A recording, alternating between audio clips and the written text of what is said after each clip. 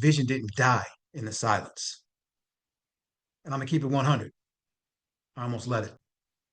See, life was life and responsibility stacking. And my confidence was, let's just say it was quiet. And I just needed time to hear God again, to gather myself, to reset. But something shifted.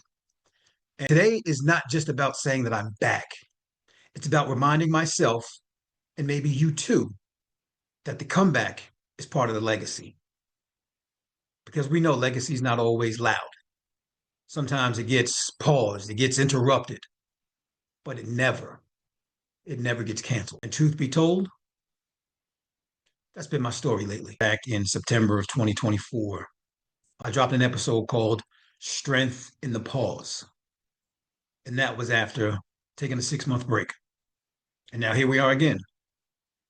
Different pause, different reason, but the same truth applies.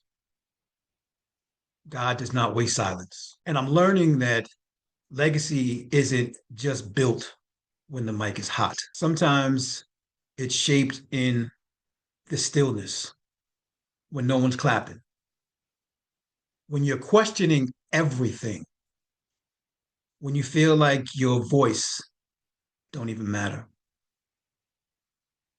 But this time, I knew I couldn't stay in that place because there's work to be done. And I don't want to keep telling other people to show up for their vision while I'm ghosting mine. So I'm back. Not because everything is perfect, but because obedience matters more than polish. And the work is still mine to do. Now, before I jump into what's ahead, I want to pause and unpack the power of the number 40. Because for me, again, it's not just another episode number. And if you know anything about the word, if you know anything about Black history or about football, you know 40 means something spiritually, right? The, the number 40 shows up again and again in scripture.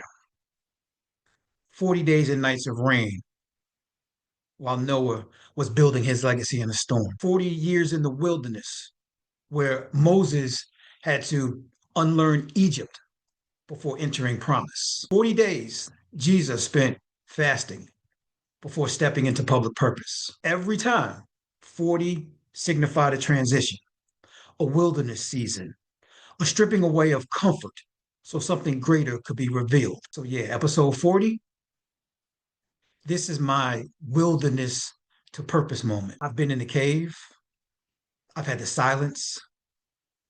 Now it's time to come out speaking truth again. And historically, for us, for Black men, Black families, 40 has another weight. You know, we were promised 40 acres and a mule after slavery, a real chance to start over, to own, to plant, to provide. But that promise was revoked. It was stolen. And yet here we are, still building, still reclaiming, still owning our legacy, acre by acre, word by word, and episode by episode. So episode 40 is me picking the work back up, not just for myself, but for the ones before me and the ones coming behind me. And you know, I'm a football guy. Let me talk to my gridiron people right now. If you've ever played football or you know about football, you know what it means when your offense crosses the opponent's 40-yard line. You're in scoring territory. Not quite in the red zone yet, but you're in what we call the plus territory or the fringe red zone. This is a spot on the field where decisions start to matter, where they start to matter more. It's too far to punt. You're close enough to try for 3, but bold enough to go for 6. This is where the momentum shifts, where you find out who's ready to finish the drive, where a slip up can flip the game, but a bold move can win it. And that's where I feel like I am right now. I'm right at the 40, too far to turn around, too close to play it safe. I'm in legacy territory. It's go time. But see, the thing about go time, it's never just about you. There's somebody listening right now who needed this episode more than I needed to record it. And that's when I realized that My voice is not just for me, it's for every brother who's felt unqualified, unseen, or unsure.